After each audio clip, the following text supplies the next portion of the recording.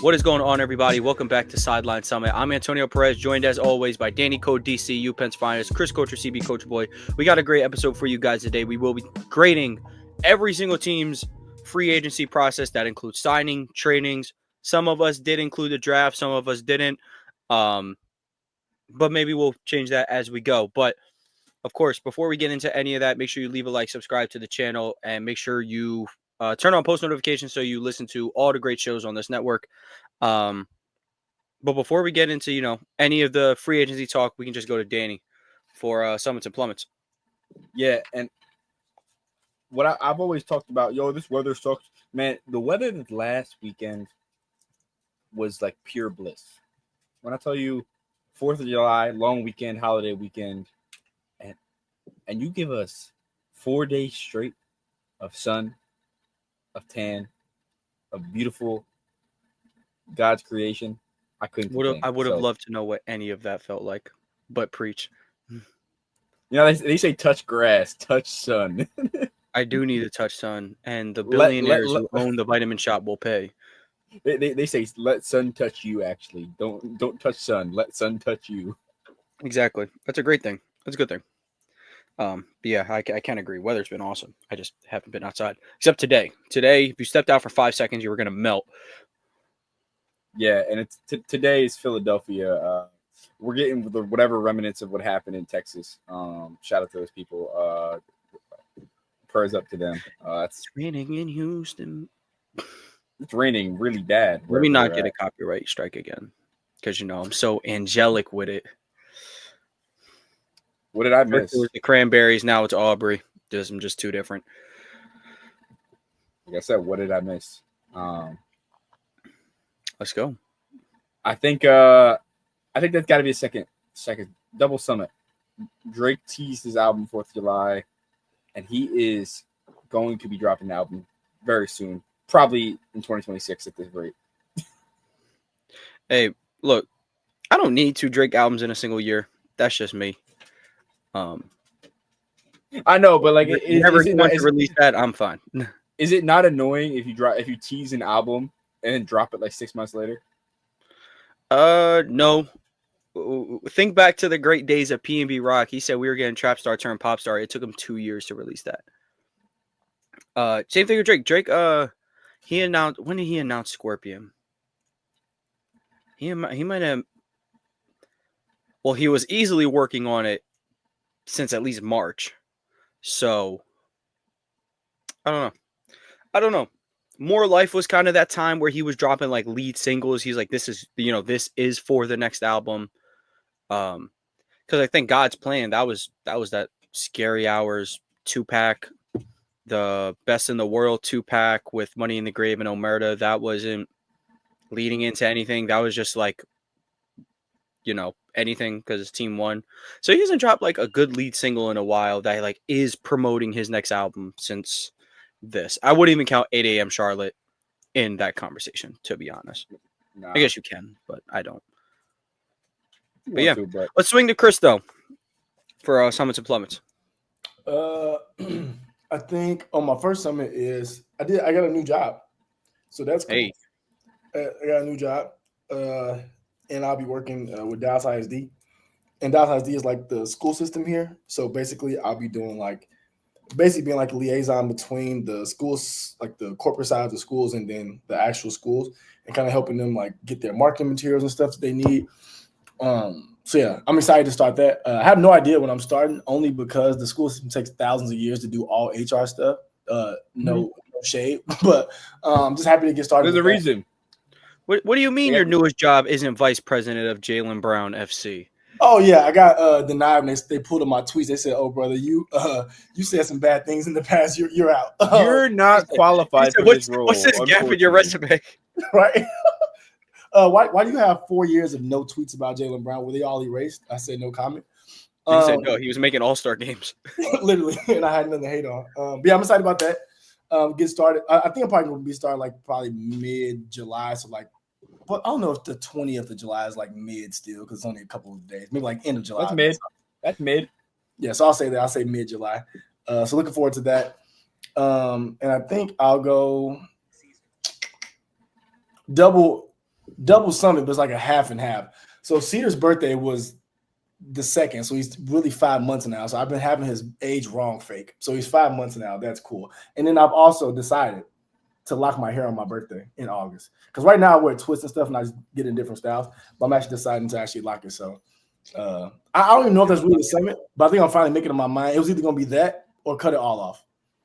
And No, it's never the option. that was that, yeah. So I'm going with it's funny because that's the option for the white man. Just get rid of all of it. But I think when you have such nice hair like that, it can only get better by getting longer. So yeah, but that's what I'm thinking. I was like, bro, so my hair right now, it takes like with the whole process like 5 hours.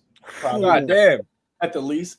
And that's not even including like the little 30-minute haircut when I go the next day to get my haircut. So it's like basically like a 6-hour process because when I get it done, I get it like I usually get my ends clipped a little bit by my lady. She clips it and then she like washes it, shampoos it, conditions it. Then I have to sit for like 40 minutes, let the condition sit, and then she does I have like a comb blow dryer all in one. So it's like combs through and blow dries at the same time. That takes about an hour. But she has to put in like 4 different like little sections and does one section, combs it out, puts it back into it, and then does the same thing. And then she actually starts parting my hair and then starts doing it. So it's just a long process. And I was like, I'd rather just not keep sitting through that or having her go through that. So I'm going to get locks. So I was always thinking so many of these like NBA players and like famous people, they have all these like they have all these stories about barbershops. And now I'm realizing it's because they have to it takes 5 hours to get their hair done. White people don't. You're in and out in 30 minutes, so you're not making that connection with your barber. You probably have some like deep, intimate connection. Bro, we have real conversations every time because like at the least, like I said, I get my beard done. I got to chop down this time, but I get my beard done, and I really only get like my tapers and my line and then like the back. But it takes about 40 minutes, and I've been going to him for 5 years, so like. And I usually go around the same time. So I see the same people. Usually, like I see the same people in the other chairs, like not just the other barbers, like their customers. So like we'll have a chat, then I'll have a chat with somebody else. And like that chat will end because I come at 8. He's already on the way out the door. And I know the next person. So like you literally build community in the black barbershop. Like it's just literally like you randomly get barbershop friends. Sometimes you never know their name. Like it's a dude I've been talking to for 5 years. I have no idea what his name is. But when I see him, I always say what's up. It's like, Yo, how you doing? In me and Danny's barbershop, there's okay. I guess there's a good 2 reasons why I don't say anything. One, nothing's funny. My hair is on the line right now. Now if I was going to be there for 5 hours, yeah, I'm probably going to make some friends. I'm going to be here for a bit. I'm probably going to be in there like 45 minutes max. I do remember one time my hair definitely took like an hour 15 to cut. But and then second, the barbers in there have the most horrendous sports takes ever. Like, I know, like, the typical barbershop talk is just like, oh, Bron couldn't do this. Oh, well, MJ couldn't do this. It's like, I think, who was it? One of them was just talking about how, like, Thomas Davis, like, wasn't like that. I'm like, whoa. Time all the way out. Thomas Davis? Thomas Davis. They're bringing up TD in a negative? Yeah. But he broke his arm and he broke his arm. My head and was too like I couldn't see what barber was talking about it though. Because I was facing the mirror. That better have been a customer. TJ was kind of in the way. Bro, it was bad. And then a big Panthers talk day that day. I did see who was talking about that one. They were talking about Miles Sanders and saying how he's actually good. And I was like, well, that's not true, actually. Cowboys running back Miles Sanders. That is true. Cowboys legend, they're saying. But let me get my Summit and Plummet out the way so we can get this thing started. I'll say Summit. A lot of my favorites made the WNBA All-Star game. Obviously, Caitlin and Fee were captains. Goats Asia in the game. Angel Reese made the game, which is awesome. Paige made the game. The Washington, the DC rookies made it. So shout out to them. I feel like that's going to be a good one. And the people on Twitter are debating. It's like, would it be better if, would it be cool? Like, do we want to see Reese versus Clark? But they always play each other. So wouldn't it be fun to let them play together? Because they kind of like sneaky match each other's game to a T. Like Angel can get out and run. Caitlin wants to get out and run. Caitlin's a cone on defense, and Angel Reese is good around the rim protecting, so they can just do that funnel work. So I don't know, but that's going to be a fun one. And I'll say Plummet is like the same as Danny's Summit, but I haven't gotten to see that son, so that's unfortunate. But let's get into this NBA free agency grading. We have to go through all 30 NBA teams. I'm going to just pull out a list just so I can show, we can talk about every single transaction and whatnot. Once this loads up. Okay. Let's start with the Atlanta Hawks. The Atlanta Hawks, no re-signings. They added Nickeil Alexander-Walker on a 4-year deal, Luke Kennard on a 1-year deal, and Kristaps Porzingis joins via a 3-team trade. Clint Capella leaves, Karis LeVert leaves, Larry Nance leaves, Georges Niang and Terrence Mann leave in that same 3-team trade for Porzingis. What did we give Atlanta on this or on their free agency period so far? Yeah, they got to be an A-. This is the first time that this team is making clear direction. Probably actually almost the second time with Trae Young on the team. They made the Eastern Conference Finals. They lost, and they've been bad since. This team could actually compete in a year without Jason Tatum, in a year without Tyrese Halliburton. And it's going to be them, the Cavs, the Knicks, and Magic, probably. Yeah, and Pistons will probably be in the mix. Yeah. But when we're talking best player for best player, Trae Young might not always be at the top of that list, but I'll be damned if he can't go bar for bar with anybody. When going bar for bar, especially with Cade Cunningham. Yeah, he can go bar for bar with Cade. They're two of I would say the 3 or 4 best point guards in the East, right in that mix with Jalen Brunson. I like that. I mean, Chris, this is a big day in Trae FC. Yeah, it's a big off season. I give it A+. And the reason I give it an A+ too is kind of yes, the additions, but the subtractions kind of help with the additions too. It was time for Capella to move on. I do like Capella still. I think he's still very good center, very good, very serviceable center for, depending on what type of team you have, especially for where he went, which I'm sure we'll get to later. But it opens up minutes for Okongwu at the 5, which he should finally be the full-time starter. I think he's earned that. Even with adding the 3-ball just a little bit, he didn't shoot 45%, but he shot like mid-30s. I think that's really important. I think it gives you, again, more flexibility with KP being able to play the 4 at times and being able to play that small ball 5. I think it just gives you versatility in the front court when before you kind of had 2 of the same guy, rim runner, rim protector, roller, kind of in Capella and Okongwu. So I think kind of gives a little bit of just versatility there. I love JJ and Reese on the wings, especially in the 3 and the 4 because they're able to switch and play D around Trae Young. I think that's so important, dude. I think it's so important. And then being able to play small when you have to or play big, I think that's probably shown in the last couple of years. You have to be able to do that. Even with the Pacers, like even though Top is not necessarily a big, he's still 6'10", and still rebounds and runs the floor really well. So I think it's cool to be able to play with your traditional just 5 and then have your kind of go back to 90-style ball 4 and 5. And I think they gave themselves a good chance to do that. Added shooting with Kennard because I think outside of Trae, like the shooting was kind of off and on. That's why Richard finding his 3 was so important. So I think that's really cool to just have on the team. I just really like what they did. I think they made moves to Danny's point, kind of be able to contend this year. And the best part about it is if they contend this year and do well and don't make East Conference Finals or whatever the case may be, even when everyone else is healthy next year, they'll have a year together of playing that basketball, being able to play with Trae or being Trae learning how to play with KP or whatever the case may be. And I think that'll be just really important. So I give him an A+ because I think it's kind of shows the commitment to Trae Young, especially with extension time coming up. It's like you give him all the tools that he would need, the perfect team around him. And I think it's time to kind of put up or shut up if you want to make that $50 million a year if you're Trae Young. If you want to go, say you earn that, this is your time. Barring health, this is probably the perfect or most perfect team he's had. And I've seen him do more with less. So this is just excited for the Hawks as a whole. Yeah, and it's funny, and not to compare this team to one of the all-time great teams of the century, but you explain all those pieces. And it's like, wow, they're really good. Jalen Johnson, Trae Young, Dyson Daniels, Nickeil Alexander-Walker, Okongwu off the bench.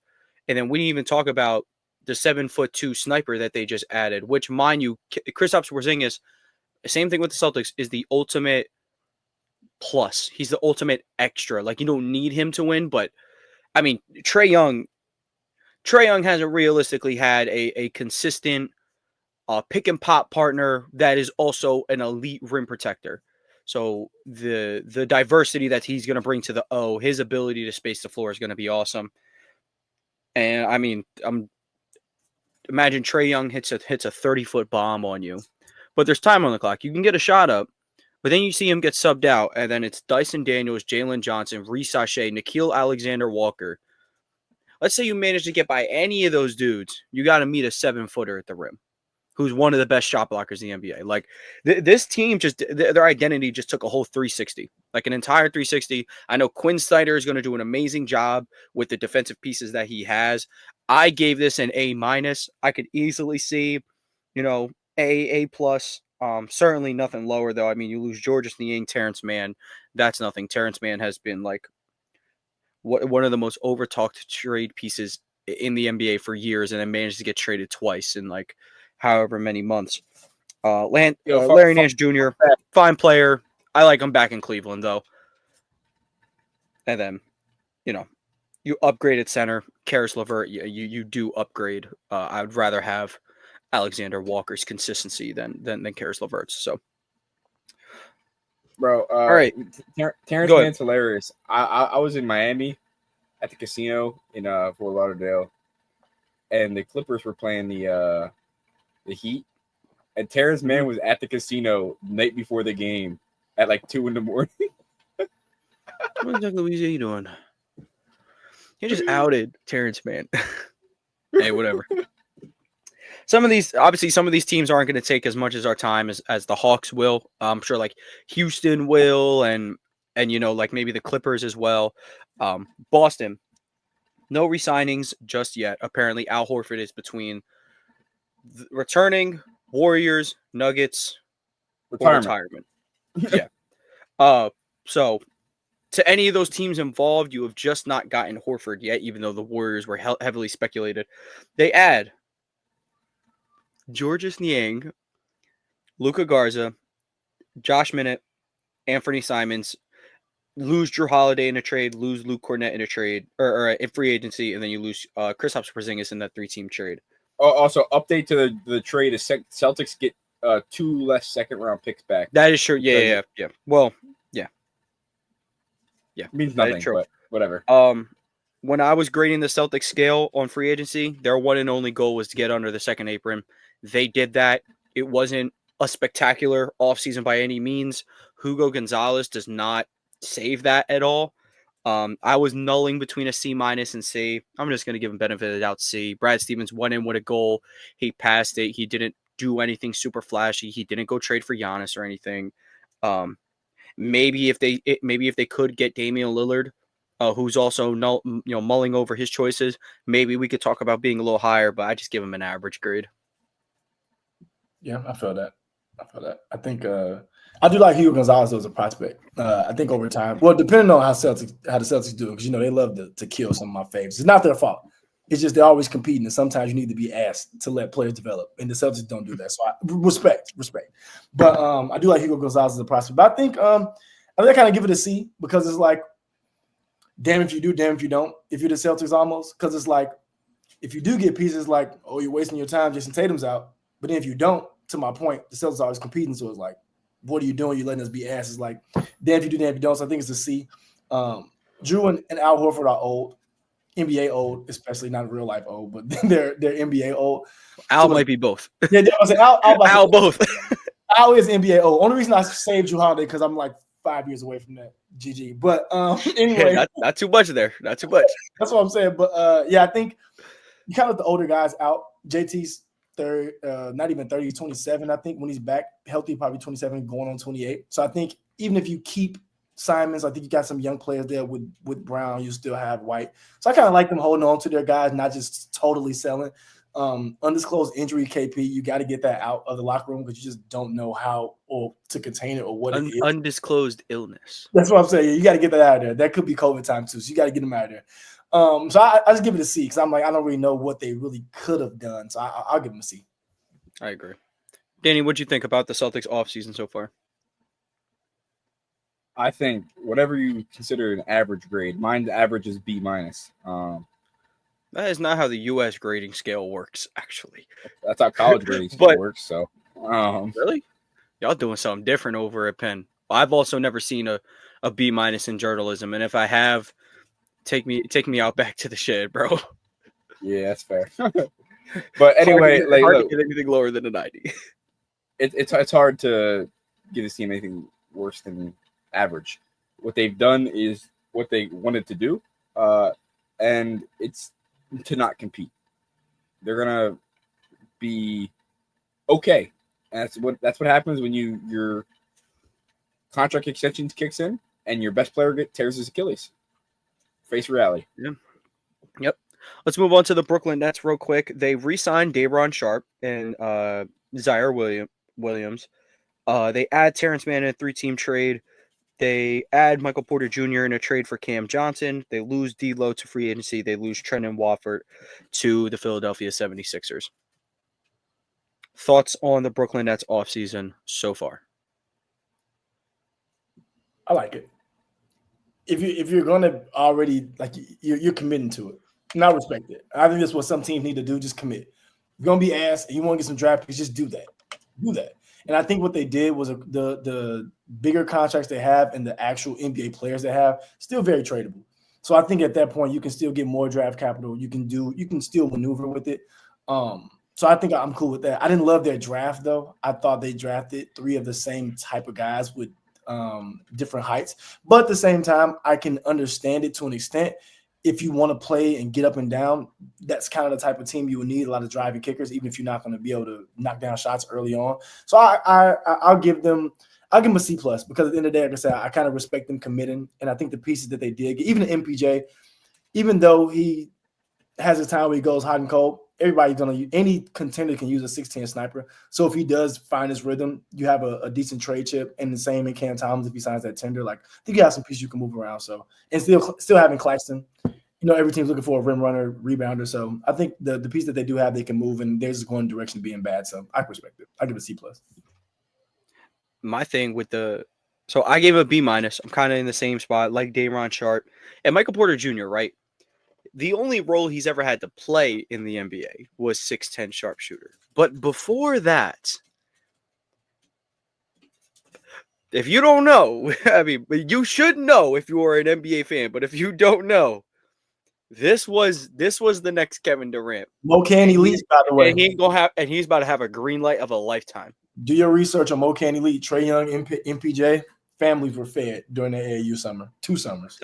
So look, I gave it. I bumped it up from a C plus to a B minus simply off the fact we're about to watch first, second option Michael Porter Jr. hoops, and it could get ugly. It could get ugly, but it could be fun.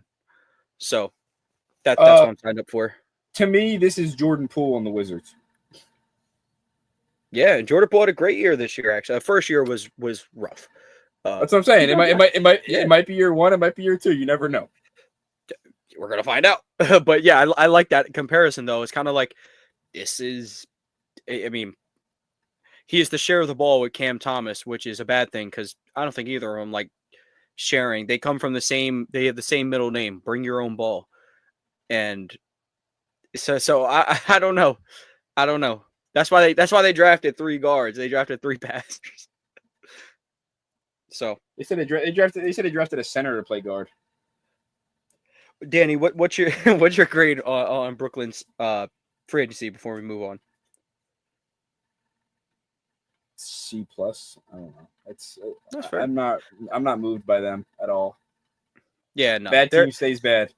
And you know what? I was gonna kind of compare them to the Jazz. It's like I feel like y'all have been bad for a minute, and y'all aren't really going anywhere. But I feel like the Nets are slightly going about it better. It's not like they're like Larry Markin would have been a huge trade piece, but Danny Ainge paid him, and now it's like nobody wants him now because you paid him too much money. So the Nets aren't doing anything like that. I mean, they paid Claxton, but everyone still would want Claxton. So Let's go to the Charlotte Hornets. They re-signed Trey Mann on a 3-year deal after it was speculated he might have been leaving. They had Pat Connaughton in the trade with the Bucks.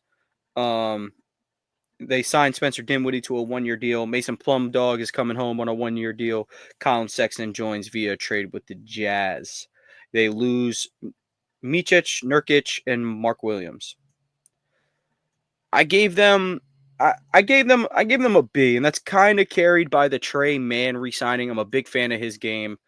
Couple 1-year deals. I mean, I don't know if Spencer Dinwiddie is necessarily the vet that locker room needs, but he's a solid vet. Mason Plumlee was on it at his best with the Hornets.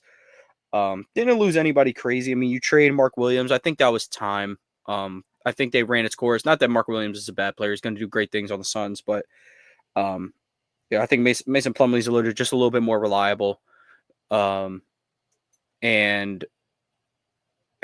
I didn't consider the draft for everybody, but I think Khan was a perfect plug when your point guard is out of this world, wants to do spectacular things. You got, a 3-level killer in Brandon Miller. You kind of just need somebody who's going to, bounce it all out, who's going to do the dirty work, who's going to, yes, I'm describing a typical white player, who's going to shoot the ball, defend his ass off, get the loose balls. It's a good pick. I really like what they did. This is a side note. LaMelo Ball, underrated hustler. Not like the world's best defender, but he goes for loose balls. He's diving out of bounds. He gets his hands in passing lane too. Passing lane, yes. He has all the tools to truly make an all defensive team. It's just a matter if he wants to do it. Also a matter, offensive load as well. But I just wanted to throw that out there. What do you guys think about Charlotte? I love what they done. This team could push to be a play-in team this year.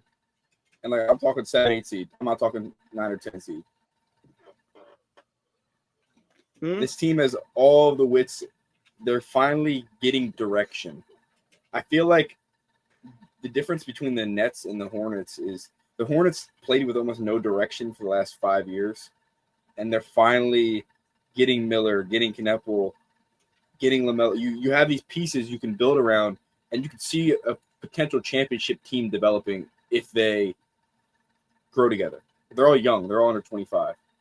Whereas the Nets right now, you just traded for – I mean, he's not old, but he's old. He's not young. He's a vet at this point. Michael Porter Jr. is your vet. Tears. I mean, he's a vet, though, at this point, right? He's a vet. He's somebody's vet, man. Yeah, I think he's only 26. LaMelo is somebody's vet. He's Khan's vet. Chris, we were talking about this the other day. A vet in the like George Kittle, he's in year 8 and he's 31. Yeah. And and you're in the NBA, you're year 8, you're 26. Literally, bro, because you can go at 19, bro. It's so crazy. Look at Devin Booker. Devin Booker will be 28. He's almost in his 10th year. Like that's how crazy it is. He's just bro. 10th year. It's insane. It doesn't make sense when he came in, man. JB and JT too. Same with them. They're not even 30 yet, and they're approaching year 10s coming up. So it's crazy. Jaylen Brown almost 30. Yeah, I think he's 29, right? Or 28. He about to turn 29 soon. But yeah, I think he's close. He's close. Pushing 30. Oh. Man. But seems like we all liked what Charlotte did though. Let's go to everybody's favorite offseason, the Chicago Bulls, baby. They signed Trey Jones to a 3-year, $24 million deal, which I liked. I did like that deal. And then but before they did that, they traded Lonzo Ball for Isaac Okoro. That's certainly that is a choice. I did have him I originally said C- because I really did like the Trey Jones re-signing, but it's going to get bumped down to a D because I just said Lonzo Ball for Isaac Okoro out loud, and I didn't like it. So I'm going to go D for them. This is another case of just I don't even want to know if they have a direction. They just want to be mid. They just want to be in a below average club. But Kenny Beecham said that he's they got offered a first-round pick for Lonzo Ball. All they had to do was take on Marcus Smart's contract. That's all they had to do. The contract is not even that bad. And Marcus Smart isn't that bad of a player either. But They didn't do it, and now you have to settle for a guy who does not see the floor come playoff time. Not that the Bulls have to worry about that, but yeah, just another crushing offseason from them. What's your grade? Oh, I said D. I said D. My bad. Yeah, I really do like the Trey Jones re-signing, though. I mean, he's become a really, really good backup point guard, just like his brother. Dude, they're backup geniuses. If you need a backup point guard, get you a Jones from Duke. You're good. Come on, man. Tyus and Trey Stones. I love it, but I will say I give him like a D+ too. Well, I only give him I would give him a D+ because the plus comes if they do re-sign Josh Giddey. Because now the weird case is dismissed and he's out from that. Josh Giddey is actually a good basketball player, bro. He is. Is his weird case dismissed? I think what I've seen is dismissed. Look, let's just say weird case or not, he is a good NBA player, and he's gonna get 30 M's. He's a good NBA player. He is a very good NBA player. Jalen Suggs, to be honest with you. All right, I'm gonna let you know. I do too. I think Josh Giddey is much better than Jalen Suggs. On the terms of the other stuff, I was just out in Newport Beach, California, where the girl is from. Let's just say I heard some stuff. Oh, he's about to break news. Danny also has a weird case. Get him. Get him. Pay him 30 M's as well. Bro, she's like 20 right now. It's like it's different now. Well, and what that happened 2 years ago? Yeah, I think Giddey's 23, right? Or 4? I want to say he's our age. I'm pretty sure he's our age. 23, I think. Yeah, because he was the first player to ever be younger than me. He's younger than me by like a week or something like that. Okay. It's crazy. So yeah, I think he's an OVO demon. I might forgive him. I think re-signing Giddey is a W for the Bulls because I think Giddey and Matas kind of moving in that direction. I think that's something. It's better than Patrick Williams. So I think Giddey and Matas is hey, he's still there. No, that's what I'm saying. But he ain't going nowhere. He's still there. It's one step closer to getting up out of there. Because I will say the W sides having a Coro, it gives you a defender next to Matas, especially if you're going to be bad. You might as well throw bad players out there, and I think they're going to be able to do that. So I'm cool with the Giddey and Matas as building blocks, but I think they need to do more. And just like kind of like I said about the Nets, commit to being bad. Like stop being mid. And somebody saying like they're like the Steelers of the NBA. No, they're not. The Steelers actually make the playoffs. The Bulls make the play in. That's not the same. And they don't get into the playoffs. They just make the play in and go home. So it's not the Steelers. Don't ever respect the Danny. Don't disrespect the Steelers like that. But in my thing, I think they need to commit to being bad. Like commit to it. Move off of Kobe White. He's not going to be there during a time where you're paying Giddey and Matas. You're not going to want to pay Kobe 25, 30 plus million a year if you're already doing it to Giddey. So I think you need to commit to being bad. You waited too long to move off Vucevic. So now you can't get anything off of him in his last year as expiring. So now you're going to have to eat that money or you have to buy him out with still eating the money the same thing.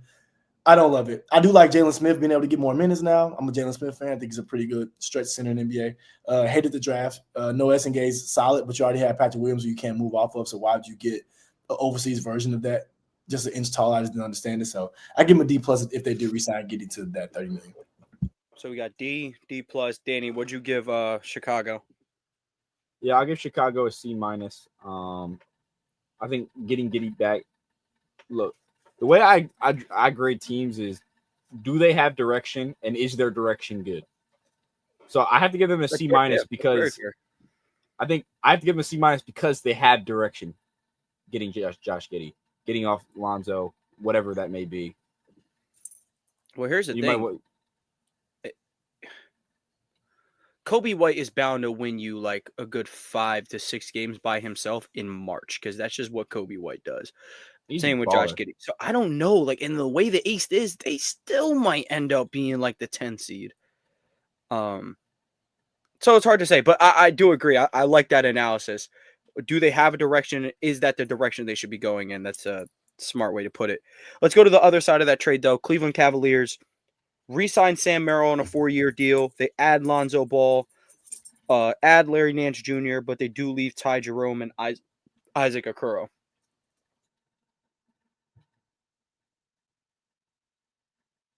Yeah, dude, Ty Jerome is the big loss.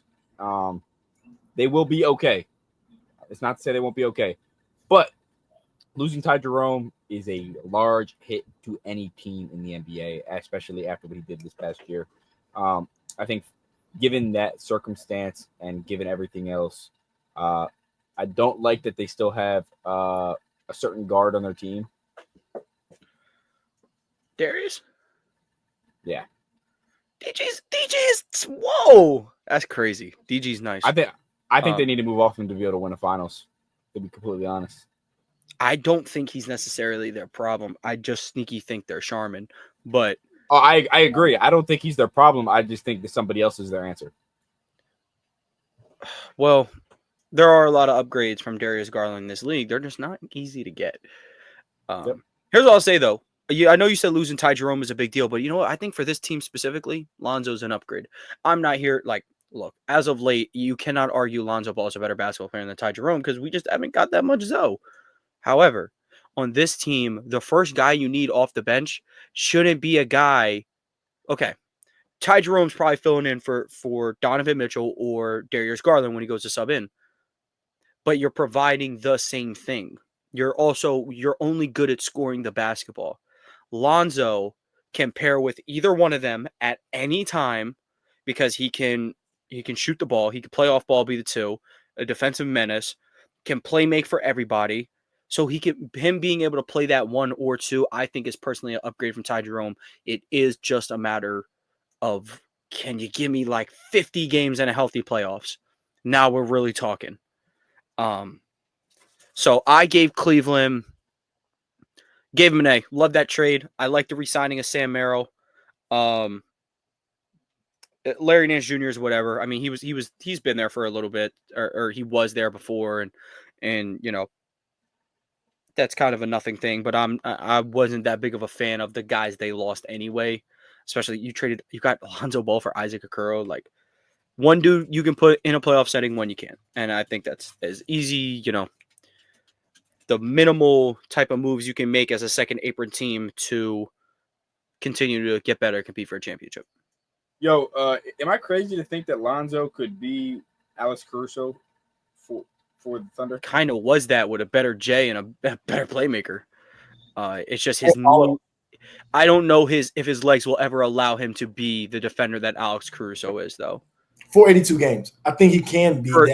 That's a better way to put it. His legs ain't strong enough to really uphold a full season of all NBA caliber defense the ways Caruso can. But they get to the playoffs. It's funny because they were a backcourt together, and they were just about one of the best backcourts in the league, not just defensively, just in general. Yeah, in the summer league too. They made that Bulls team special. Yeah, that summer league team, right? And the Bulls, me and Chris were just talking about that 2017 team. Them two, Kuzma, Bi played a game. Thomas Bryant. I think Josh played the game too. Yeah, they said it was the best summer league team of all time. It was. It's not ridiculous. There's 7 players on that team still in the league. And like high level with that, but I think I give the Cavs, I give them a B+, and I give them such a high grade because I think kind of opposite of Danny, bro. I'm not a Ty Jerome fan, and it's not because I don't think he's good. Ty Jerome is a regular season guy, and he's only really good on one side of the ball as a regular season guy. So in my opinion of the Cavs, when you have Garland and Mitchell, to Tone's point, you don't really need Ty Jerome. So I think Ty Jerome needs to go to a place where you need that. Like, I think Ty Jerome filling in for Halliburton this year, if they could have made the money work, that would have been elite. Because then you still got a guy who get up and down. I think it fits more his style. But in the playoffs, I think JT, anybody, all the people, all the stars say it, you can pick on the guy for 48 minutes. And for the money Ty Jerome would have commanded after having such a strong year, with the Cavs being up against the second apron, just wasn't worth the money, in my opinion, for them to do it. For another team like the Magic or someone who has great defenders around them, 100% I was behind it. But a team like the Cavs, I just don't think so. And then you already were paying Okoro, overpaying for him with the $11 million when you already have Hunter Strus. You have swings already that you're going to put in before him. So I think it opens up a spot on the wing for where you can really play Strus and Hunter, kind of only those two, and you get in the defense and you're getting the shooting on both spots. So I think that's really important for them. And being able to play small again too, with just either Mobley or just Allen, you know, and then being able to have the versatility, same thing I talked about with the Hawks. So I kind of like it. I like what the Cavs did this summer. I really like the Lonzo addition because I think to Tom's point, they can play off each other. He can play off both the lead guards that they're getting $30+ million a year to very well. So I really like that. Let's move on to the Dallas Mavericks. They re-signed Dante Exum. They get a very good team-friendly 3-year extension out of Kyrie Irving. They add D'Angelo Russell on a 2-year deal, and then they depart from Spencer Dinwiddie. I gave Dallas a B+, but now I'm saying everything out loud. Let me bump that to an A-. Getting Kyrie Irving not only to sign the 3-year extension instead of taking that super hefty player option is huge. Shout out to Kyrie Irving. That's a very team-first move. And then D'Angelo Russell, I mean, is D'Lo going to be the point guard in a championship team? No, but he is good enough to hold it down until Kyrie Irving gets back. And then he's going to be like your super 6-man. Like D'Angelo Russell off the bench isn't too bad. And I think he's someone that's going to be he's amazing in the pick and roll action with AD. I'm sure he's going to, add some pick and pop game with Cooper Flag, if you want to consider that part of their offseason, which it technically is. That only strengthens the case for an A-. Really love what Dallas did. Yo, on the low, on the D-low, actually. Could they run Kyrie, D-low, Flag, AD lineup? Kyrie and D'Lo on the court together? 100%. Because D'Lo with Reeves, it'll work. If you have the good defenders behind him, you can do it. That's what I'm saying. If you have AD, Kyrie's a trying defender, but Kyrie is indeed someone who gets picked on. I know, but if you have D'Lo and if you have AD and Flag, who are both plus defenders, and Lively or Gafford. Yeah. That could happen. That's a lot of shot creating, though. It's a lot of shot creating, especially in the playoffs when you might need someone to go get ISO ball a lot. Yeah. I mean, D'Lo. Look. My initial thoughts on this signing is D'Lo is here to hold it down.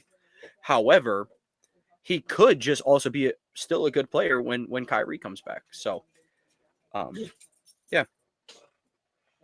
Yep. Chris, what do you think about Dallas?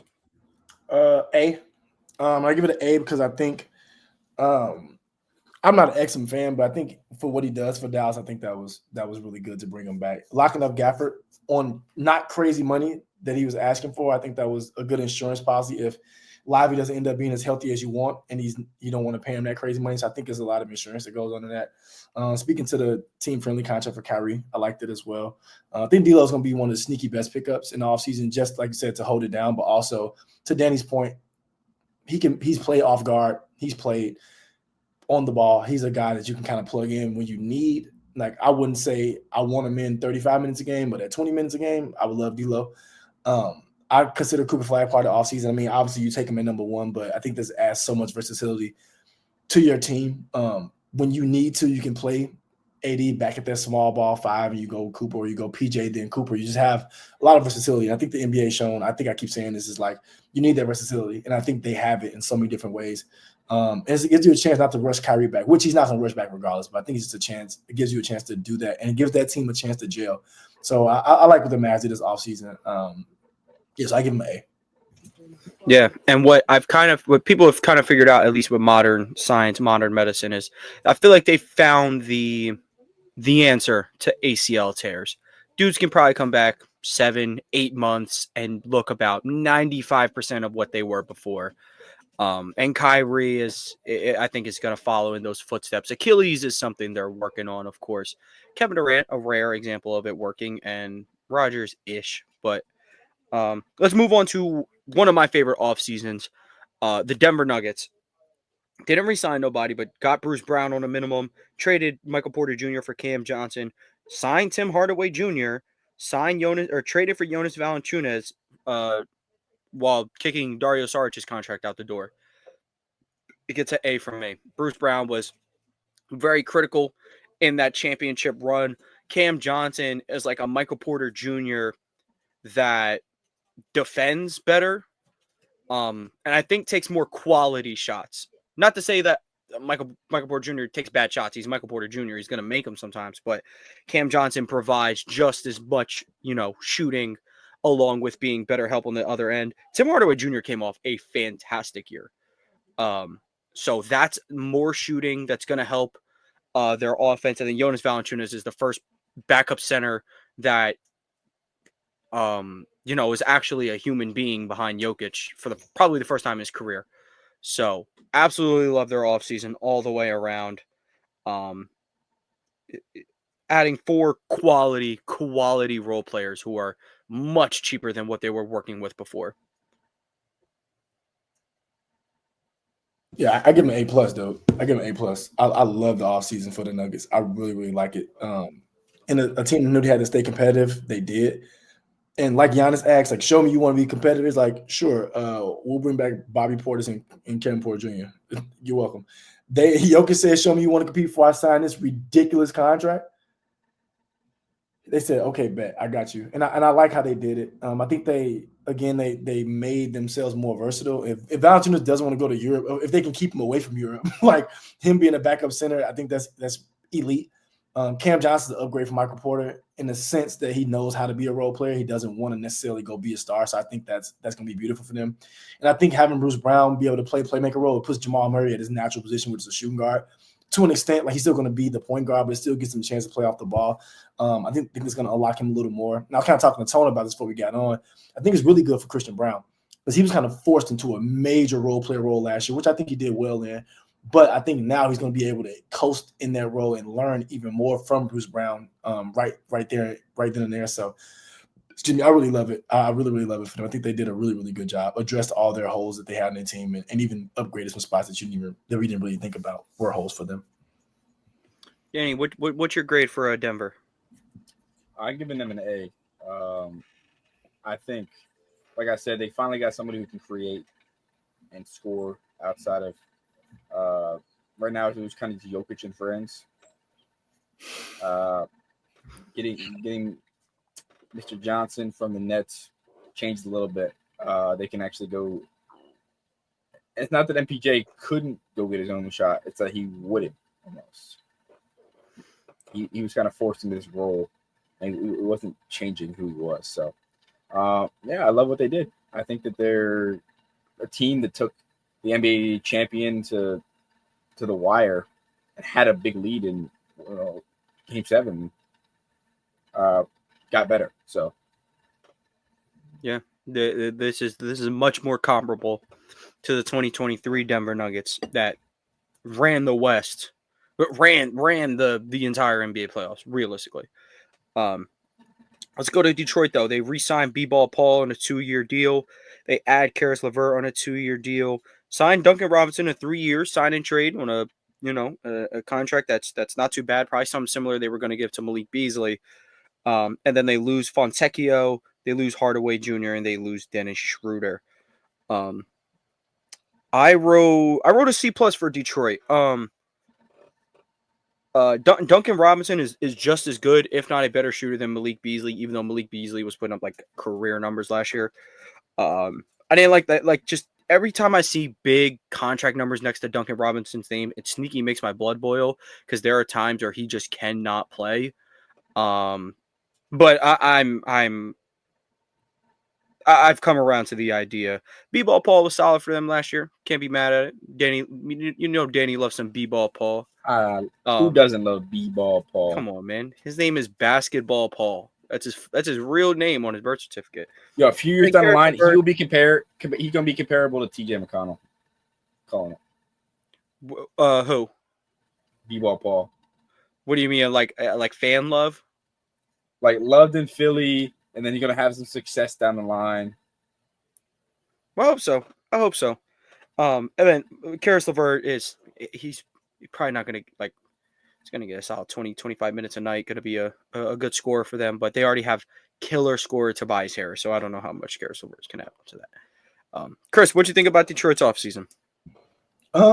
I liked it. I don't think they overdid it, and I think that's the thing I'm most happy about. Because sometimes with some success, you can just try to go overboard and try to do something crazy, like make a big trade or do something crazy. And I think since they do have Jay Nabi come back, which I'm excited for, I'm a huge Jay Nabi guy.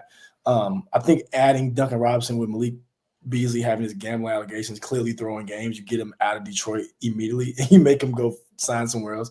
I think Duncan Robinson's a good upgrade. He's a guy who's not going to take possessions away from anybody, not going to try to overdo his role. He's taller. I think it's just I wouldn't even say upgrade. It's a good swap. So I like that. And I think that's pretty much the only big thing they did, which I can respect. Like I said, I'm excited for Jay Nair to be back and kind of be inserted into this team. He's playing well before he got injured last year, so I think they did really good. I give him a B, just because I don't think they overdid it and I don't think they stayed pat. So I can respect it. What's your thoughts on the Pistons, Danny? I think the Pistons are a good team. I give them a B minus. I don't like the loss of Tim Hardaway. To be honest. Yeah, I think that's fair. I think They're Hardaway's great. 2 shooters once they officially don't re-sign Malik Beasley. So, yeah, but they would at least one of the league's premier shooters. Yeah, they're both great players. Yeah. Let's move on. Let's move on to the next team. This one shouldn't take us very long because this team didn't do anything. The Golden State Warriors re-signed no one, added no one, and lost Kevon Looney. I give him an F. You have Steph Curry on your team. Jimmy Butler is only going to be seriously good for probably a year or two. And this all traces back to because you did not want to trade Pods. That's why. Now you're living on 2 different weird timelines. Not really sure what they're doing with Kuminga. You might as well just let him go at this rate because you don't use him ever. Can you let a 22-year-old walk though? I don't know. Steve Kerr doesn't want to play the 22-year-old either because this team has 2 timelines. Like, were you talking about when a team has direction, they're not choosing their direction, or unless the direction is making Steph Curry suffer for the rest of his career. But I think the direction needs to be trade Curry, let Jimmy go. They are not trading Steph Curry is not an option. It should be the option. It shouldn't be the option. The Lakers didn't trade Kobe on his dying legs. Steph Curry is a million times better than dying legs Kobe. My point, he's not dying legs. They could actually get value for him. They're not trading Steph Curry. They're not, but they should. And if you were in the GMC, you wouldn't do it either. Because you'd be dead by tomorrow morning by Golden State fans. So I gave him an F. Any thoughts on their offseason, or should we just move on? Maybe I think the offseason lingers in the fact that they couldn't make good decisions during the regular season. They haven't made good decisions for years. Yeah, that's my point. They just got Steph Curry. That's it. Yeah, I would say F too. Shout out. I would say F only because it's like you didn't do anything. I didn't love the Jimmy deal. I don't think Jimmy brings much. That's just my personal opinion. I could be a Jimmy hater, so it is what it is. But I don't like the deal either. So I didn't love it. I don't love the giving them an E. They're playing with Kuminga's time. I don't like that. Kuminga could go somewhere and actually play and help somebody. I just don't respect that. I think they need to do something. Either, to Danny's point, you trade Steph Curry, which they're not going to do, or you actually build a competent team around them. And I think they're not doing either. That's bogus to the franchise best player. So. 2014 through 2016 LA Lakers remix. This time it's Steph Curry. Let's move on to the team who I think had wins the absolute gold medal of the offseason, the Houston Rockets. They re-sign Steven Adams, Aaron Holiday, Jeff Green, Jabari Smith Jr., Jayshawn Tate, and Fred VanVleet. 3 of those are league minimums, and the Fred VanVleet is a major pay cut from what he was going to make, and of course Jabari Smith Jr. is his rookie extension. They add Clint Capella. They add Kevin Durant via a historic 7-team trade. Dorian Finney-Smith comes there on a 4-year deal. They lose Dylan Brooks, Jalen Green, Jock Landale, and Cam Whitmore. I said A+. They brought back 3 really good role players on minimum deals. Steven Adams and Clint Capella are both very solid backups. They're very serviceable centers. Jabari Smith Jr., who I think, maybe a little bit stagnant of a progression from year 2 to year 3. But I think that's going to change because Kevin Durant's on the team. This is how you attack your window before everybody has to get paid. Look, if you want superstar players, you got to give up superstar assets. Most people wouldn't even consider Jalen Green a superstar asset at this point. But they were willing to break that tie with the number 2 overall pick from just 4 seasons ago. And now you have Kevin Durant, who is a win now player, and Amin Thompson is probably going to, he's going to progress into a win now player next year. A bunch of vets who are win now guys who've done it before in KD and Van Vliet. So I just love absolutely everything they do, and this is just this is my intro to saying I think the Houston Rockets are going to win the championship next year. They're my pick to win the NBA Finals. I wouldn't blame you for saying that. This team is complete. If they stay healthy, I think they go as far as KD and Shengi take them. Yeah, I didn't even say a word about Alperen Şengün, which is insane because he's their third best player. Yeah, I know. So I'm more so projecting Amin to be better than him, but Alpi was the All-Star last year. So yeah. Non-NBA talk. The Giants got a 6th-round pick in exchange for Darren Waller, and he hasn't played in their team in a long time. That is pretty crazy. Shout out to the Giants. Shout out to the Giants. They got what could be a future special teams contributor for a rapper.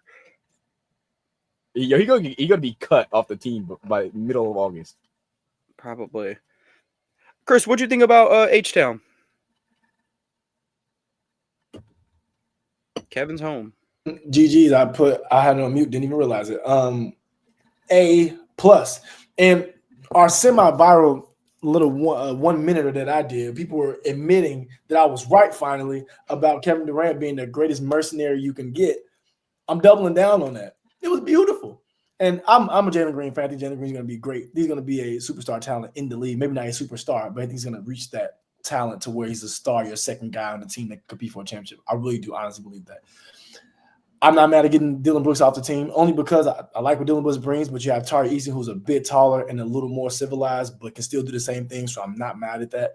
A little more civilized. So his mom's not. His mom's on Twitter wilding, but she's the GOAT. She's the GOAT. Her and KD, I might join Rockets Twitter community. I've already joined. I'm in there. I'm following. I have to. But yeah, I really love it. I love the addition of Kevin Durant. I think they were go-to score away from really making real noise. I think it's going to only help Şengün. To the greatest extent, because I think it's going to allow for more space for him to really operate as a one-on-one scorer, which I think he's very, very great at. Like Jokic at underrated, like one-on-one scorer. So I think it's only going to open up the floor for him. To your point, they have the vets, they have the young guy. I think they have every piece to be a really good team.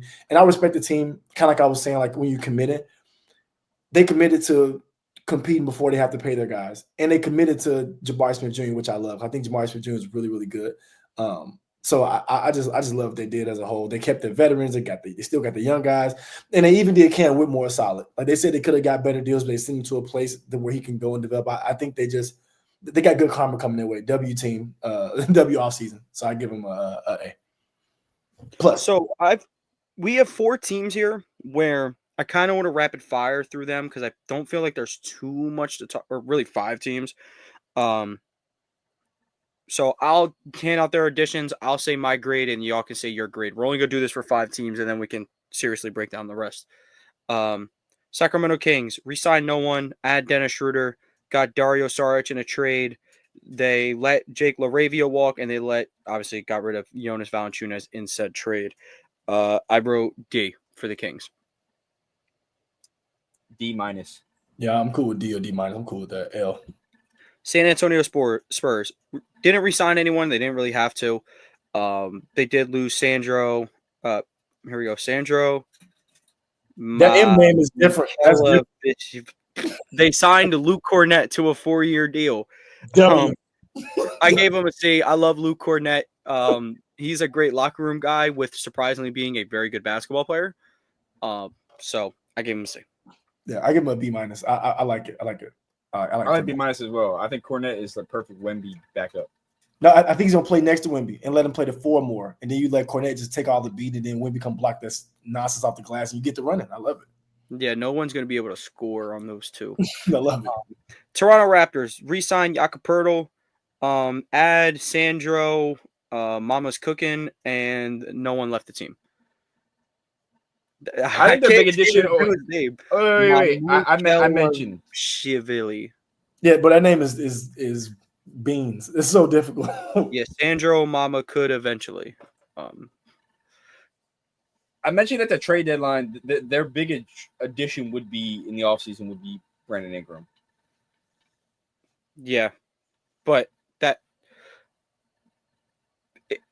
not really the offseason, though. I know it's not, but that's their big addition. It had just happened to come at the trade deadline. So, well, then I could run back to the Warriors and be like, "Oh, I'll give y'all like a C- because like Jimmy Butler's really good." You know? But Bi, that's fair. But Bi and Jimmy are completely different points of their career. Yeah, and Jimmy still happens to be better, which is crazy. That is but true. Anyway, I just gave him a C. Jakob Poeltl is a good player. Sandro, I'd be lying if I said I knew anything about him, and they lost nobody. So.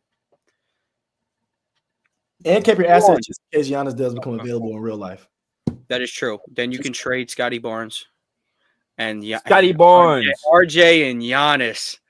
What a pairing. If you trade RJ, you'll be getting probably Scotty too hotty. Probably get Shea, to be honest. Scotty too hotty at best. You see they were shopping RJ to the Nets. They said it out loud, and you was sick. You was sick when you heard that news. You was sick. He would be the best player on the team. We're good. RJ-led team is getting to the playoffs. Let's put it out there. Let's go to the Utah Jazz. Sign no one. I don't think they really had to sign anyone. They add Kyle Anderson in the trade this morning. They add Kevin Love, who's probably going to be bought out, and they add Yusuf Nurkic. They lose John Collins in a trade, lose Johnny Juzang, they waived him. Colin Sexton added in a trade, and Jordan Clarkson left via buyout. I wrote D- because even so, it's like they do have a direction, but Danny Ainge seems to have like no desire on getting better. And one of these days, Will Hardy is going to get fired for something that's not his fault. Because he's an extremely good NBA coach. I know he is, but he's working with nothing. Sorry, I'm rambling too much for a rapid fire. D-. Same. F. All right. F. I ain't mad at that. Washington Wizards re-sign no one. They add CJ McCollum, Dylan Jones, Kelly Olynyk, Cam Whitmore. They get rid of Sadiq Bey, Anthony Gill, and Jordan Poole. I wrote C+. I like getting in these bigger contracts so that you'll have a bit more cap space later down the road. Not a big fan of letting Jordan Poole go, but I appreciate them doing him a favor. C+.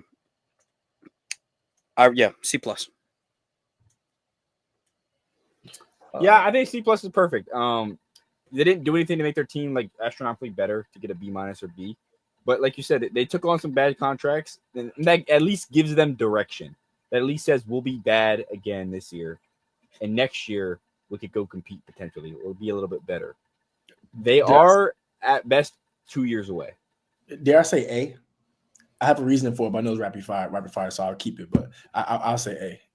If you just want to roll through it real quick, because there are some other teams we could probably rapid fire to be entirely honest. Yeah, so I give it an A just because I think they lined up timelines very well. You have your older guys who are on their way out who can mentor your young guys, and you legitimately have a starting five behind them in Bub, Trey, Cam, if you want to, Kayshawn George, Bilal, Alisar, and they all kind of waiting in the wings right now. And I really love that because I think you can let the Middletons, CJs, Marcus Smarts, those guys of the world really help those guys get ready for Danny's point. When they are 2 years away, they'll already be NBA mature, not just basketball-wise, but with learning how to do things the right way, play the right way, practice the right way, do all the things, the underlying things that matter. So I really think it was really good. And I think the bad contracts they took on are going to be good in the sense of being able to help mentor. So I really, really like what they did there. Yeah. Let's go to the Indiana Pacers. Re-signed no one, got Jay Huff in a trade, and Miles Turner left. I put D- because I heard they were ready to break the bank for one of their own. And now he's gone. And once, of course, I can't predict what we're doing from a year from now. But when Tyrese is healthy, now you don't have a starting center. What are we going to go some small ball five and Jarris Walker's going to play in center, or like what are we doing? I just wrote D-. Didn't really add nothing crazy and didn't really stick to your guns and head into that luxury tax for the first time.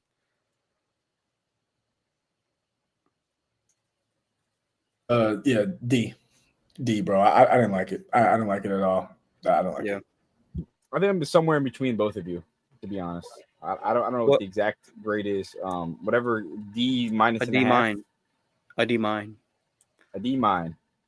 a D mine. Let's go to the Clippers. Clippers re-sign Nick Batum on a 2-year deal. They get James Harden on a 2-year extension. John Collins is coming in a trade with the Jazz. Brooke Lopez agrees to a 2-year deal. Norman Powell is out on said trade. And then Drew Eubanks waived. He didn't waive back. I like their offseason. I wrote B plus pending because I'll turn it into an A so fast if Chris Paul heads there for his farewell tour. But I'll say B plus for now. Like the extension of James Harden. Really like the addition of Brooke Lopez, especially as a backup center for Zubac. I mean, they play they play the same way defensively. You're not going to score on those dudes, but offensively, Zoo gives you that really nice paint touch, tough, grinded out type of style on the post. And then Brook Lopez is going to be able to space it. He's going to be able to play pick and pop, pick and roll with Harden. I think it's going to be awesome. And then John Collins, and look, if Chris Paul goes back and he gets to throw lobs to John Collins, you will see Lob City 2.0. He's going to put that thing up there. So B plus for me, pending. Dude, A plus for me, dude. I think they have 2 starting fives now. And I think what you have is insurance when these guys need to take breaks during the season. You're not really missing a lot. Like, you'll be able to kind of plug and play certain players. If James needs the night off, you can plug in Chris Dunn and he can run the offense, play good defense. And you still got scorers like Bogey. You still got your defenders and DJ. You have every piece to a championship team. I really love it. So I give them A plus. I really like what they're doing. What about you, Danny? Yeah, I think Ben Simmons is out the door. I was talking to Chris about this earlier, but I think there's a couple teams I want to see Ben Simmons on, actually. But this team is built to win. And I think they could go top 3 seed, top 4 seed in the West. And I don't think there's many teams that can match up star for star, 5 for 5, depending if Mr. Beal or a couple other players go there that are rumored to be there. So I give them a B plus. Yeah. Let's go to the other team in California, or the other team in Los Angeles. The Lakers. They give Jackson Hayes a no-trade clause on a 1-year deal. That happened. They signed DeAndre into a 2-year deal. They signed Jake LaRavia for a 2-year deal, which I think is an underrated signing. And they lose Dorian Finney-Smith, where it seemed like he was kind of a lock to resign, but that didn't happen. I wrote I was between C plus and B minus. I went B minus because I do think Jake LaRavia is an underrated signing. And then DeAndre, and while not like an exact key enzyme level fit for what the Lakers want to do,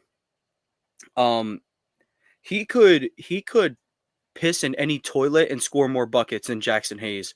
So that's why I'm fine with this offseason, especially, with the limited assets. You can't really do too much trade-wise, so this was a good get. That reference was from Game of Zones, by the way, where Rajon Rondo told Brian Scalabrine, I could piss in any bucket and score more points than all 5 of you, and he was talking to, like, Celtics bench warmers. It was crazy. I give it a C plus, though. I give a C plus. Yo, I think there's some question about LeBron James remaining a Laker. I don't think they're getting rid of him. But the fact that he even entered the trade block makes it a C. I think that's fair. That's something I didn't even consider. LeBron animosity should weigh down your offseason. So maybe I do have C plus, but that is a good thing to catch. Let's go to the Memphis Grizzlies, where I feel like we're going to have actually a lot of mixed opinions here. So they re-signed Santi Aldama. Jaren Jackson Jr. gets his 5-year extension. Cam Spencer gets a 2-year deal. They add Cole Anthony and Kentavious Caldwell-Pope in the trade with the Magic. Ty Jerome agrees to a 3-year deal. Jock Landale agrees to a little deal. Desmond Bane, Luke Kennard, Jay Huff, all out the door via trade, except Kennard. He just left to go sign with the Hawks, which apparently Trae Young was doing some pretty heavy recruiting with Alexander Walker and Kennard and stuff. So shout out. I actually gave them a B plus because maybe I don't like the idea of Jaren Jackson Jr. being on my team for 5 more years. However, once they traded Desmond Bane, they got 4 picks in return. They got off that contract, so they could do the extension there and then sign Santi Aldama, which was their goal. So what they wanted to do was accomplished. Maybe I want to bump it down to a B. I'll bump it down to a B. They did what they wanted to do. I just don't necessarily know if I like it all too much. I like Santi Aldama though. I just really can't get behind Jaren Jackson like $200 million. But Cole Anthony's a good player. Ty Jerome is good players. They're two of the best bench scoring guards you're going to find in this league. And I think Ty can really play with Ja. That's going to be pretty fun. Kentavious Caldwell-Pope, as long as he bounces back, as long as that 3-ball bounces back, I mean, hey, we're talking about a series Grizzlies team, maybe. I genuinely think with their moves, I give them a B as well. I think that they did what they lost in Bane was replaceable for what they have, and the assets they got back are so great compared to what they lost. So I think, look, Bane was a great piece. He's a great player. I don't think he's worth the money and fit next to Ja and Jaren Jackson Jr. at the point of time, but I think they made the right move. They moved off and got some picks, and we could be looking at the Grizzlies GM as a genius a few years from now. Maybe. I'm very interested to see what Chris has to say, though, because, yeah. And no, you can't say it's an F just because Jaren Jackson got the bag. No. If it was just that, it would be an F minus. I give it a C minus though. I give it a C minus. That's not bad. And I think it's like just realistically, I think losing Bane is going to hurt a little more than people think. Just because the way Bane's play, he plays off the handoff very well, and I think that's one of Jaren Jackson's best ways to kind of get his offense going when he is going, like being able to hand it off and then roll to the basket or hand it off and pop to the basket. I think that's two of the pretty big things for him. So I kind of hate that. And Bane was also pretty healthy for the most part outside of last year. So it kind of gives you a little security blanket. And I already think the pieces they added are that good. So respect them for locking up their guy because Jaren Jackson obviously their guy. So I respect it. So I give it a C minus.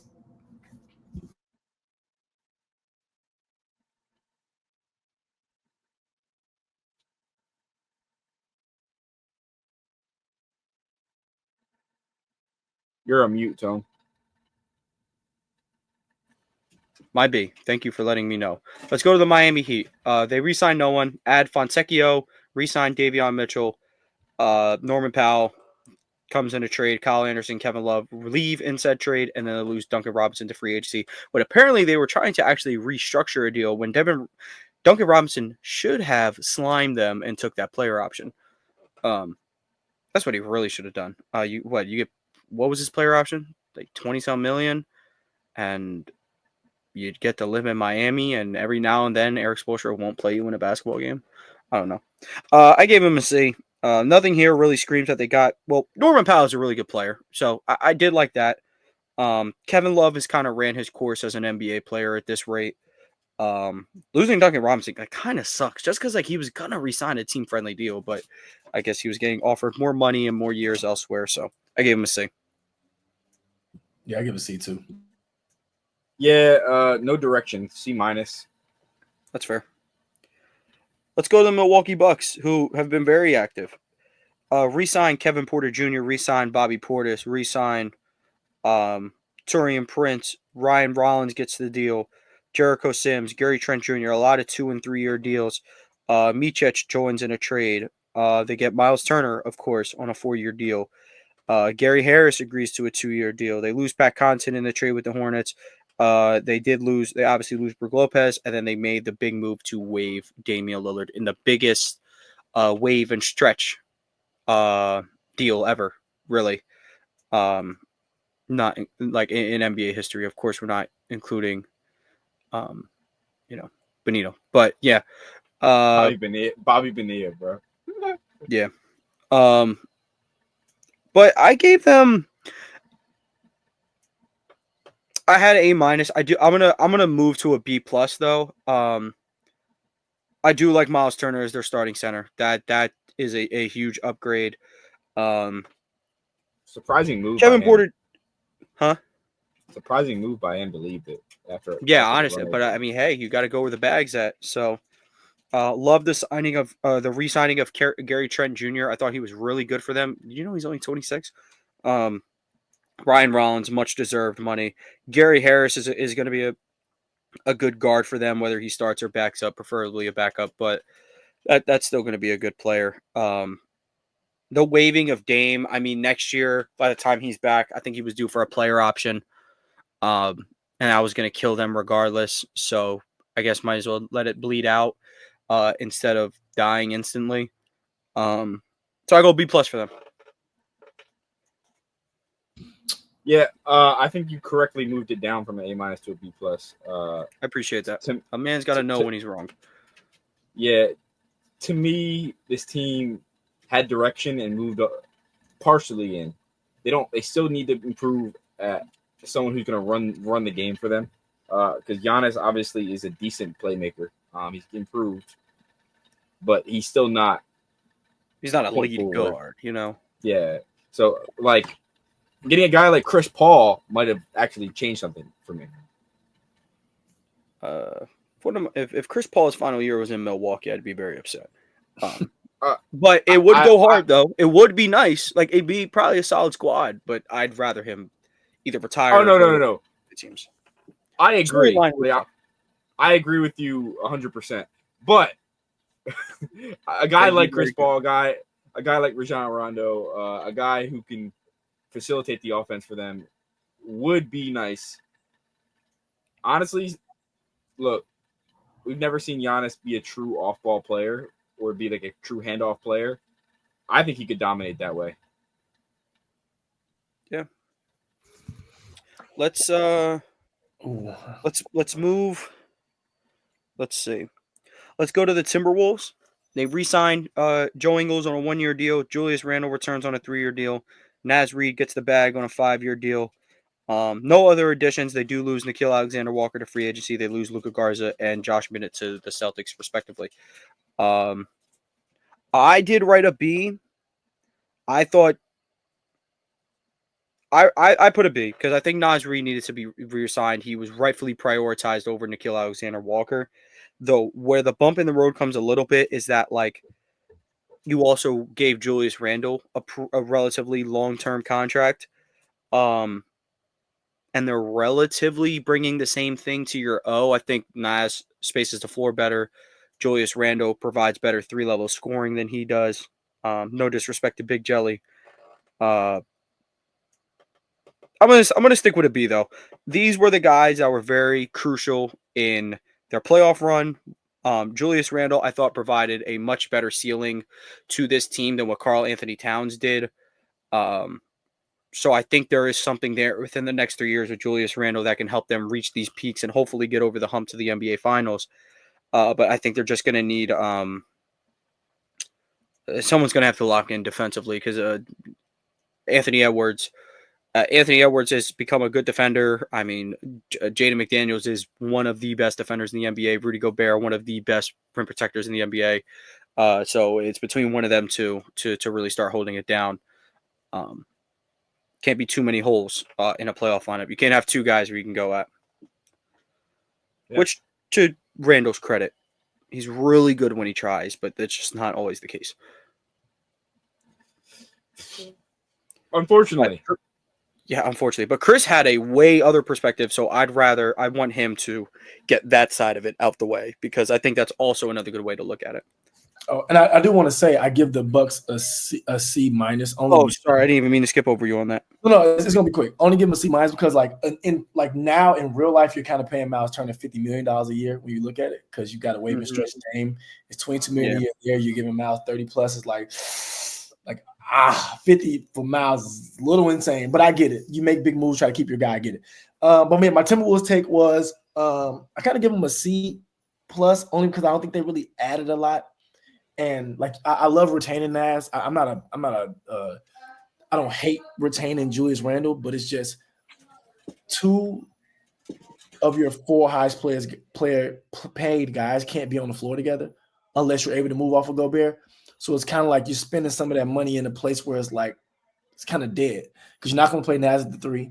You didn't really get another guard in there, so you got to hope Dillingham's ready. You got to hope Terrence Shannon is ready, which I do love Terrence Shannon, or you got to hope Dante returns back to Knicks Warriors form. So it's like it's a lot of hope in there, but while committing a lot of money to Julius and Naz, which I don't hate it, but I think you would have to pick 2 out of those 3 and not keeping those 3. So That's the only thing that kind of scares me off from it. And then with the West getting so much better in so many different places, I don't think they necessarily got better. I don't think they got worse, but I don't think they got better. And I think that's going to hurt with Ant as well, because I think Ant is on the ascendant. So you're not really moving to put better or more pieces around him while you still can.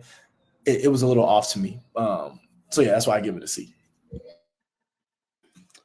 Let's move on to the Pelicans. They get Sadiq Bey in a trade. They get Jordan Poole in a trade. They sign Kevon Looney to a 2-year deal. They lose Bruce Brown, CJ McCollum, and Kelly Olynyk. They go in the trade as well. I wrote a C-, but this specifically isn't horrible because Bruce Brown has nowhere near the value on that team that he does in Denver. And departing from McCollum and guys like Olynyk, you're clearly choosing a route here. But I bumped it down to C- because you traded your next year's unprotected pick to move up however many spots it was. Unprotected, 0 protections on next year's pick. That could be ugly. Because I don't predict this team to be in playing contention. I think they'll be in the lottery, and I think they'll have some relatively decent odds at the number 1 overall pick. So that's why I kind of bumped it down. But otherwise, not a bad, all things considered. Yeah, I give it a D because only because of that trade at 2026. That was just weird to me because it's like, bro, That's bad. It was like very bold, and I like Derek Queen, but it wasn't Derrick Rose. Like I'm not doing that. Like, that was terrifying. Advance that might be on the line here, dude. See what I'm saying? And then it's like Trey Murphy could be on the move. It's a lot of just unknowns. So I think that 2026 with the draft being loaded at the top 4, and please get familiar with Michael Brown Jr. if you haven't. People watching this and listening, please get familiar if you haven't. It was something. I do like Jeremiah Fears, even though it's a draft. I love Jeremiah Fears. Chicago kid, by the way. Zero Fears jerseys, so much aura. Chicago kid, by the way. So I'm definitely gonna be grabbing that. But I think that was just a weird move. So I give it a D because it was a lot, especially with Zion's health. There's so many uncertainties. You kind of want to keep that 2026. Because again, imagine Zion isn't healthy, you move off of him. You can literally start over with Fears, Queen, blah blah blah blah. You may have a top 4 pick. You can get a Davonta, Boozer, Peterson, Michael Brown. It's a lot of those guys coming up. So I just didn't love that. Danny, any thoughts on the Pelicans offseason? No, I think I give them a C. Like, they have direction, but I don't know if the direction is great given the circumstances. And I guess everything hinges on Zion. Yeah, that's not really a reliable thing. So that's what I'm saying. Like, if your entire team's success is hinging on a guy who's played 70 games in the last 2 years. Yeah. Well, let's move on to another undersized, relatively thick power forward in Gershon Yabusele, who signed with the Knicks, and so did Jordan Clarkson. So that's their entire offseason. They didn't resign nobody, didn't lose anybody. I personally gave them an A-. These are 2 quality bench players. Jordan Clarkson is one of the quality bench players in the NBA. And Gershon, went from having to play overseas to now, this is a highly coveted weak free agency class, but very highly coveted. I give him an A. I give him an A-. Shout out to them. I give him an A too. Not losing anybody. It's Miles McBride, Jordan Clarkson hoops in the backcourt. Sign me up right now. I love Yabu there because if you want to play big with Towns and Mitchell Robinson, you can have Yabu off the bench, or you can do this. He just brings you a lot of versatility, which I know Sixers fans know. So I really love that. I love the scoring off the bench because one thing they missed was just scoring overall. So I feel like having Clarkson is going to help that. So I'm a huge fan of their offseason. And Mike Brown. I like Mike Brown as a coach. I'm going to count that in their offseason too. So I love Mike Brown as a coach. So, and they said they might get Borrego as a head assistant. I think that would be dope. So I would say A. Sure. What do we think about New York, Danny? New York, I give them a B+. Don't like the coaching hire. Don't like what he'll use. I like him as a coach. I don't like him for the fit. I would say I don't have any negative gripe with Mike Brown. It's just I don't like when a coach hires a dude who is been around for a long time just to hire another dude who's won coaches of the year and been around a long time. It's just That's like, my point. It's like, are yeah, you really getting that's better I'm than agreeing with you. Tibbs? Yeah, it's like I don't know. Maybe it's just, and the roster is kind of built for Tibbs. You have guys who are willing to play 87 minutes of basketball. But anyway, we can rapid fire through this next one. Really, Portland Trailblazers re-sign Garrett Temple on a 1-year deal. Add Drew Holiday in a trade. Lose Anthony Simons, DeAndre Ayton. I wrote a C-. This is another team where it's just like I don't. Bingo. Okay, I'll give them one specific W. You're giving direction at the center position. It's gonna be Donovan Clingan because you Hell yeah. reached the file with Ayton. Otherwise, why is Drew Holiday on the team? Why is he around? If it's going to be like one of those things where he sticks around, collects checks while he, gives knowledge to Scoot and Shaden Sharp and whatnot, then yeah, sure, I guess. But they're giving a little bit of Utah Jazz for me. Man, you're paying $26 million to Kyle Lowry? Are they paying Lowry's contract? No. I'm talking talking about you're having Drew Holiday play the Kyle Lowry role, and you're paying him like $26 million. Oh yeah, okay. The official unk role. Official unk role. Chris, what you think about or go ahead. I was gonna say, you saw the video with him and McCain? Yeah. He's like, where he FaceTimes him. He's like, what's up? Why are you FaceTiming me? Chris, you got a grade for the Blazers? I'll give it a B.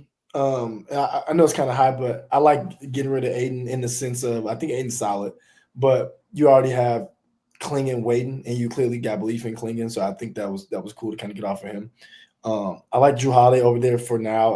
I doubt he stays a full season. I just don't see it. But for what Drew Holiday's done in the league, very steady. I think this team that was pretty good second half of the season, they could use a steady voice like that over there. So I like it. It gives Scoot the full reins of the offense now. You kind of free my boy Shaden Sharp, let him slide right into that starting two. Denny's there. I like their team as a whole. Now he's got to move off of Jeremy Grant. And I think that'll somehow, some way, that'll be the thing that makes it even better. But I kind of like what they did, just getting a real vet over there. Rob Will still there, get a good vet, so I like it. Let's go to the Thunder. They didn't really do too much. They re-signed some of their guys and Shea, AJ, and Jalen Williams. Lose Dylan Jones in the trade with the Wizards.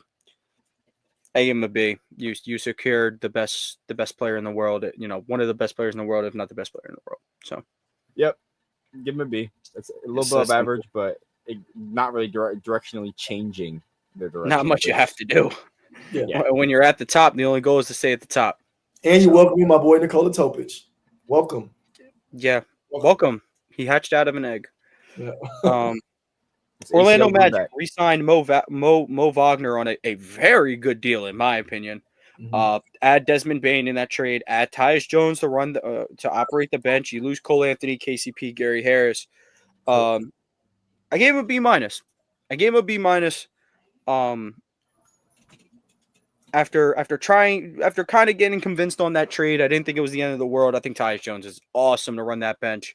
Mo Wagner, that's a very cheap contract for a key contributor on that squad. Desmond Bane's going to fit like a glove next to Paulo and company. Yeah, I love that. I give him a B+.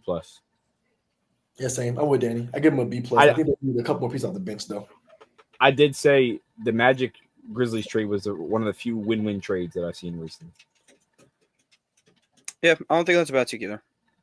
Those picks could end up being anything. So, you never know in the NBA. Let's go to the Philadelphia 76ers. Re-sign Justin Edwards. Re-sign Eric Gordon. They get Kyle Lowry. They just signed Kyle Lowry to do a little bit more of the unk role. They do lose Gershon Yabusele. I had a C+. I mean, I think Justin Edwards is fine. I think Trent Watford's a decent signing. Don't like that they lowballed Yabu, but you got moves to make. And this is a C+ pending. This really all depends. Like, what are they going to do with Quentin Grimes? Actually, let me say it. If they get Grimes back, let me say B- because they did get VJ Edgecombe at the end of the day. But yeah, we'll just go B-. I was talking to Chris about this earlier. I said Ben Simmons is the perfect fit for the Sixers. 100%. 100%. It's funny because it's true. It's But like he's like the they'll never. perfect fit for them. It will The not city let that hates him brother too back much. in the I city. think that's the only problem. The city hates him too much. I don't think he'd be able to come back. I mean, look, we all love a good redemption story. Why not us? Why not let Ben slide back? Team of Yo. Destiny stuff. An athletic 3 or 4 on this team. He running the one. McCain Super 6 man. Maxi 2-guard, sign me up. Free Maxi 2-guard. 2-guard. Yeah. Ooh. Let's get to our final team though. It is the Phoenix Suns who resign Colin Gillespie. Dylan Brooks. They get Dylan Brooks in the 7-team trade. They get Jalen Green in the 7-team trade. Nigel Hayes Davis, a legend, Ball player. ruined the Kentucky perfect season along Frank the Tank. They get Mark Williams in a trade with the Hornets. They do lose some guy named Kevin Durant. They lost Tyus Jones, Cody Martin, Micic, and Plumlee. I wrote a B- for them. Kevin Durant was leaving regardless. That was kind of already on the table before. I think I like their directions. This is like a solid retool per se. Do I think they're winning a championship? Probably not. But I think this team could mess around and be better than next year because it's a little less. The role players are better, and I think Devin Booker is that level of players. Like, if you give him good enough role players, he'll figure it out. He could probably end up in the play-in in the West. So, shout out the Suns. I give him a B-. I hope Jalen Green sticks here, though. I don't want to see him move. They kind of already finished the deal, so I think he's going to stay here, and I'm excited to see it. Yeah. Yeah, I think I would give it probably a C+.